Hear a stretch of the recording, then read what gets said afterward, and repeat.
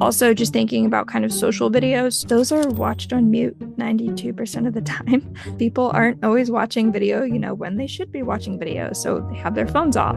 What are you talking about? People watching video when they shouldn't? That's crazy. Wild.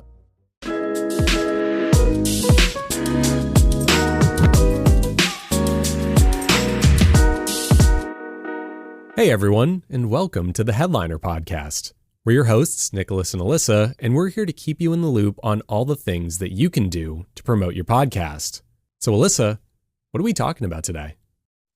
Well, we all know that I love a theme here, right? And it is the season of love. Valentine's Day is coming up. So personally, I think that we should include the thing that we all love most, which is our podcast. So today we're going to be talking about ways to show your podcast some more love this Valentine's Day. Okay, very cool. And now I know the deadline for submitting the edit for this, that's great for me. That's showing the love for me. Okay, so what can we do to show our podcast some love? Because I'm getting the strong feeling that buying it a box of chocolates just isn't going to fly. I mean, you could, I think, correct me if I'm wrong, but that might kind of accrue some weird mouth noises if you eat too much and then you record, true. Right? Show your podcast some love by torturing your viewers with the sounds of you chewing.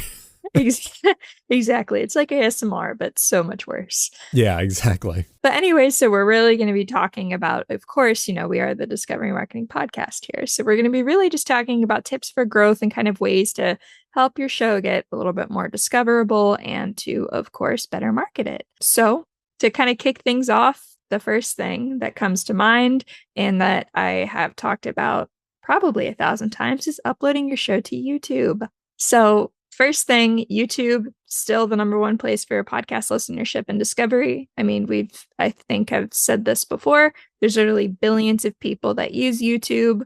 There's, so many reasons that you should get on YouTube, discovery being probably kind of top of mind. Like I said, we've talked about those and you can go ahead and listen to other episodes. I'll link them in the description down below. This is a reminder for me to link them in the description down below. But anyways, so kind of one of the newer reasons is, of course, AI. It's literally everywhere, whether we like it or not. It seems like it's here to stay. AI is actually using YouTube to source a lot of its information. And YouTube is quickly becoming a significant information source with all of these LLMs and chatbots. So there's this new study published by Bluefish AI, and it actually saw a pretty sizable increase in YouTube information being cited. Over the past 6 months, LLMs have cited YouTube 16% of the time in the little sources. So if you've used ChatGPT or something, you can, kind of see where it's getting its information by clicking the little link guy in the bottom of your outputs, I believe. But YouTube is there now 16% of the time.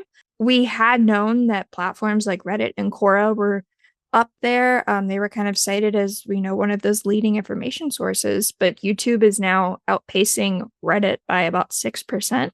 So that's kind of crazy that it's 16%. That's still a kind of small number, but it is definitely becoming more and more significant. I mean, but is it really though? Because if you think about it, as 16%, but how many different information sources are there? Exactly. So yeah. 16% is a pretty sizable number. And I'd like to add one thing here. First off, that's insane to think that much information is coming from YouTube. But it also makes sense. You and I love to throw around the stat where it's 100 hours of content gets added to the site every minute or something other. It's the second largest search engine behind Google, while simultaneously being owned by Google, all that stuff. But the thing that really grabs me with all the AI stuff, and I say this as a guy that doesn't really touch LLMs or anything like that, is you can now on YouTube videos actually open a little AI tab and ask an AI to explain something in the video to you. So an example, this isn't a podcast example, unfortunately, but it is a good one. I'm learning some new stuff in After Effects these days, and I watch a lot of tutorials, but unfortunately I have the memory of a goldfish. So if I'm 10 minutes into a 30-minute video and I need a reminder of something from minute 3 or 4 and I don't want to go back and look for it or any of that, you can actually ask an AI now, hey, what expression will give me this result? And it'll go through the video and give you the information from the video. That's a huge value add for podcasts, right? You're talking about a long form type of content. So if I need a refresher on something, being able to ask about like, hey, what was the host talking about when they said X, Y, and Z, and have it actually come back and give it to me is actually a huge thing. Or even if you didn't think you understood something in the podcast, like, hey, what was this person talking about when they said this? Having something there to explain it. Huge ad. I don't know of any other podcast apps that offer that. So that's like a YouTube exclusive as far as I know. Yeah, that's, I mean, crazy. I didn't even know about that feature. So I need to try that. That's really awesome. Um, but then, of course, kind of outside of the whole like realm of AI and everything, YouTube is a universal share link. So not Yep. everybody has like all of these podcast apps, I mean, Spotify and Apple, they're probably, well, excuse me, they are the biggest kind of outside of YouTube places for people to listen. But, there are some smaller podcast apps. Overcast, I think, is one that comes top of mind. That's popular, yeah. Yeah, but not everybody has that is kind of the point that I'm getting at. So if you have a YouTube link, it's a lot easier for people to share. Word of mouth is still, I think, going to be kind of one of the most trustworthy ways for people to share in their podcasts with their loved ones because, it's Valentine's Day. Who wouldn't want to share the podcast they love with someone they love, right? So YouTube, it opens it up to just kind of that universal sharing. It makes it really easy for listeners to engage. And then, of course, kind of distill that information out and say like, oh my gosh, love the Headliner podcast. Listen to it. Everybody should listen to it. Send on Threads, send on Twitter, where I refuse to call X Twitter, or Twitter X. You just did. That's the one. Yeah, That's the one. I got it's you. Twitter. It will always be Twitter. I'll swap those in post, maybe. Thank you. Soapbox aside. Yeah. So YouTube, discoverability, able to source on AI and kind of recommend it out, which is like, I mean, there's like millions of people that are using these things. Thing. So people are talking about like AI SEO now. That's sort of the big thing in SEO. So. Oh, don't I know? Don't I know? And yeah, the universal share link of it all, just to kind of like tie that up with a bow, it's a lot less intimidating than giving someone like a pod.link or a custom URL, because I know a lot of people that like podcasts, but don't really do tech. They don't really know. If they get a pod.link from me for a show, they'll be like, is this a computer virus? Are you trying to steal my credit card? And I'll be like, no, guys, pod.link is awesome. I love it. I use it all the time. But like you give them a YouTube link and they're like, oh, okay, it's a YouTube link. I know what this is. Exactly. And there's like the meme of YouTube links are like the man's like love language or something like that. Yeah. Like if a man shows you a YouTube video, they love you, right? Yeah, so, it's that or an Instagram reel, right? Exactly. that's a love style or attachment style, whatever. So yeah, I mean, can't go wrong with a good old fashioned YouTube link. And then maybe on the YouTube video, you put the pod.link in there and you shout it out and go, hey, if you want to listen on your favorite podcast app, you go to this. And then you stop telling Nick, I don't want to get a computer virus. I don't recognize this link. Solid advice. Way to tie it together there. Thank you. But kind of one of the next ways that you can show your show some love, that's really hard to say. I will say that. I'm really proud that I got through that. I actually thought about going into the notes for this and changing it to show your podcast some love, but I was just like, no, Alyssa wrote this. See, now I thought about doing the same thing. And I was like, no, I'm going to challenge myself. So I'm proud of myself. Pat on the back that I was able to do that. But anyways, showing your show some love, captioning your stuff, regardless of its full length or short form content. Just having captions kind of opens you up to a little bit more engagement, improves your watch times. We actually are doing a study right now, and I'm going through like all of the data right now, but we're seeing that about like 20% of people are reporting having higher views about 20% of the time, higher engagement about 20% of the time, just by simply adding captions to their videos. So kind of regardless of what form it is, open caption, closed caption, it is really helping to kind of improve your videos, visibility, engagement, watch time, retention, all of that stuff. But with that, also just thinking about kind of social videos. So there's going to be things like Instagram Reels. Those are watched on mute 92% of the time. People aren't always watching video, when they should be watching video. So they have their phones off. What are you talking about? People watching video when they shouldn't? That's crazy.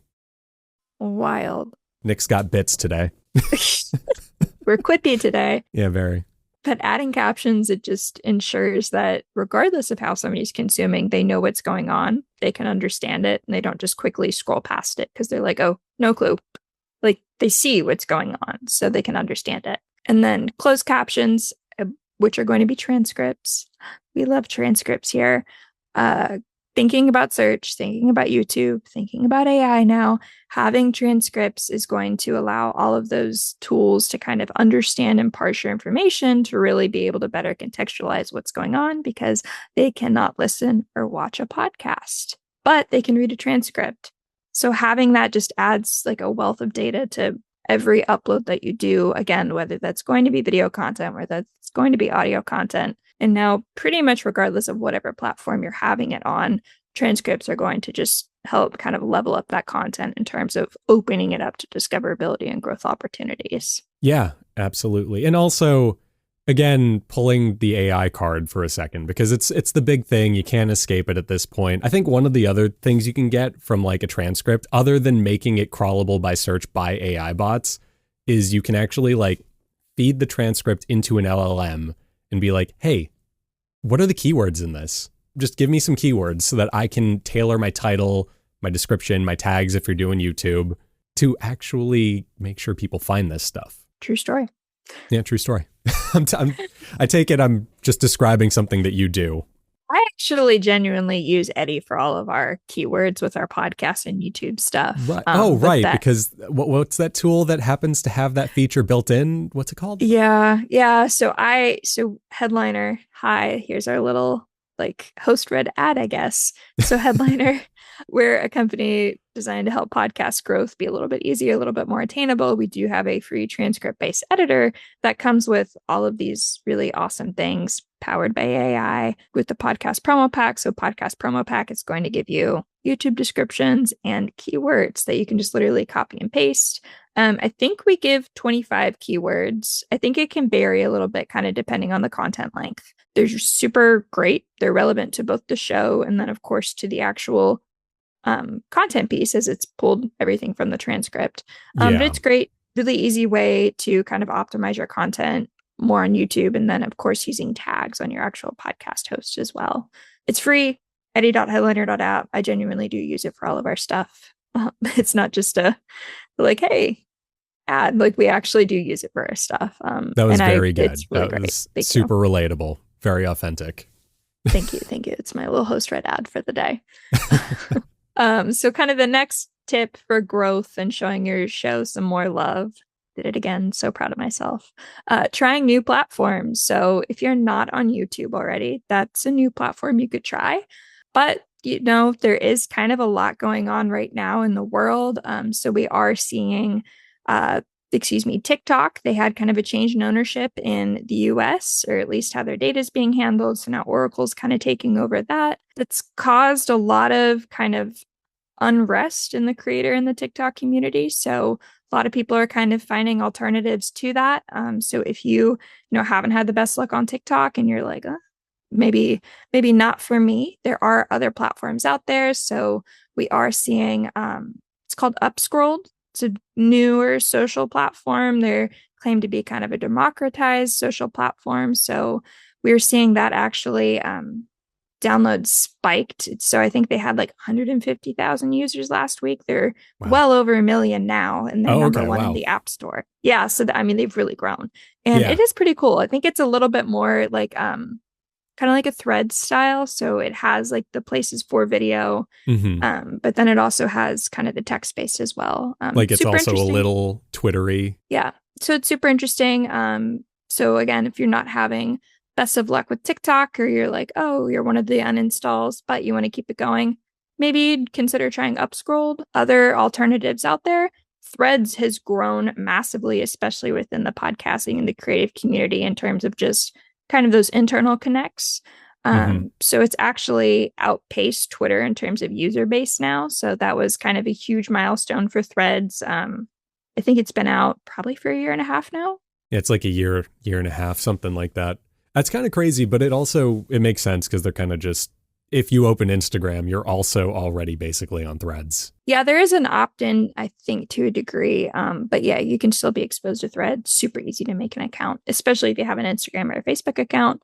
But yeah, so that's really blowing up in terms of, especially if you're trying to just learn more about podcasting, the podcasting Threads community, we're Oh, pretty they're active in great. it.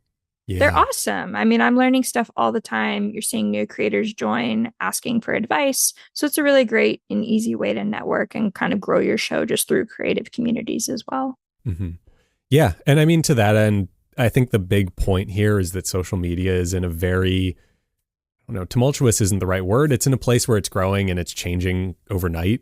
Like last year when we had the TikTok ban for all of a weekend, right? Everybody and their mom downloaded Douyin, which is like a Chinese version of TikTok for like a weekend. We all Yeah. decided we were on Douyin. Stuff like that happens.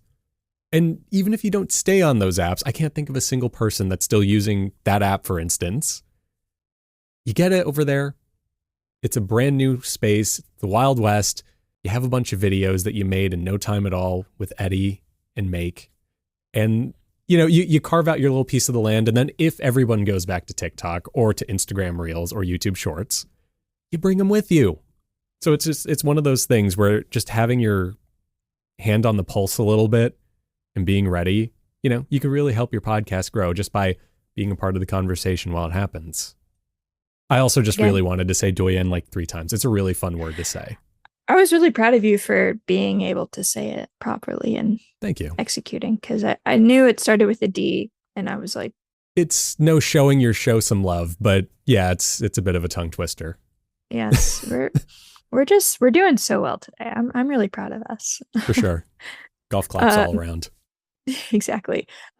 Moving on, kind of another tip you can do, you can like actually monetarily invest in your show through paid podcast promotion. So Mhm. there's a number of different ways you can do that if you're natively trying to find and target known podcast listeners. Podcast apps, you can buy like ad placement on there. So whether that's going to be banner ads, you can buy within app marketplaces to get your show kind of more in actual podcast ads. So if somebody else is listening to another podcast, you can place an ad of your podcast in there via dynamic insertion. I think I Yeah, said that right. that's Um, correct. Sick. It wasn't in the notes, so I was really, really going off my memory there. So proud of myself there again. So those are kind of ways that you can natively tag podcast listeners in podcasting apps. If you're kind of looking to open your show to a broader, potentially more kind of engaged audience, you can start thinking about kind of off app placements. So those are going to be like stuff on the web. So again, Headliner, we have a tool. It's called Podcast Promo, very creatively named, if I do say so myself. But you can actually place like little clips of your show on virtually any kind of page article that you're looking to get, so that you Yeah. can buy kind of traffic through like Google and stuff like that to get your show like relevantly placed with relevant articles, again, to help kind of grow your podcast with content that we know is tracking, that we know people are engaging with and reading. And you can do that in an extremely targeted way, go off of high intent. So you can really track like kind of clicks and listens and see, what's converting, what's not. A lot of different ways that you can go with paid podcast promotion. I would recommend checking out Sounds Profitable. They have a lot of information on that. We also have a partnership with Sounds Profitable with the paid podcast promotion landscape. That's another mouthful, but that's available for free on our website. So you can kind of see all the different tools that are out there and all of the different brands, agencies, people that can help you with paid podcast promotion if that's something that you're interested in. And last, this is my favorite one. So I love to take this one and run with it. And then you can just kind of stop me if I go in the wrong direction. You can engage with your audience. It's fun. You get to make dumb jokes with the people who listen to your show that they'll get because they listen to your show. So, this is anything from answering your comments on Instagram. It's having a Facebook group if your audience is on Facebook. I don't know. I don't personally use it anymore, so I can't speak to that. LinkedIn communities, YouTube comment answering.